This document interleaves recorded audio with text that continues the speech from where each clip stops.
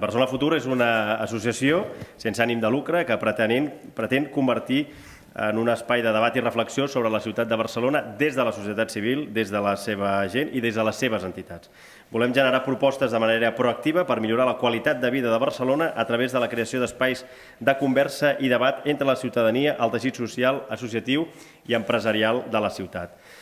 La d'aquesta tarda és la primera taula rodona que celebrem a l'Eixample i és aquest el districte amb més habitants de la ciutat. De fet, té gairebé 270.000 habitants, el que representa el 16,3% del total de la població de Barcelona. Cal tenir en compte que s'estima que l'Eixample és el districte també amb més entitats, amb més associacions de la ciutat de Barcelona, amb un 18%.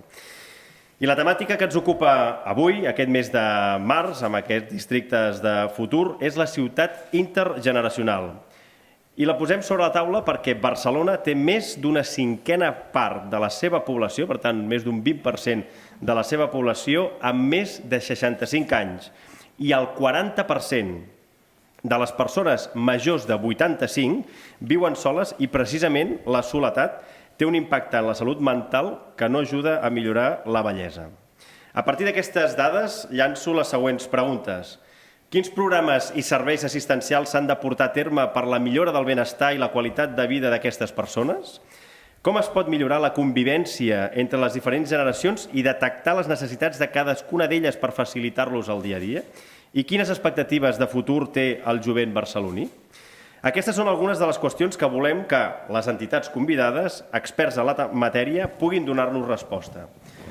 Només escoltant a les persones, a les entitats, a les associacions que s'hi dediquen, podem trobar noves propostes i solucions a problemes que se'ns plantegen i que estan en aquests moments sobre la taula.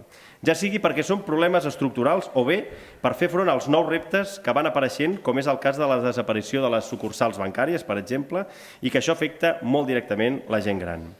A través d'aquesta escolta activa que fem als diferents districtes, elaborem un document marc on recollirem totes les propostes de millora que surtin de les entitats pels experts en les matèries i la recollirem en aquest document que farem la presentació al final de tots els cicles als principis de l'any vinent.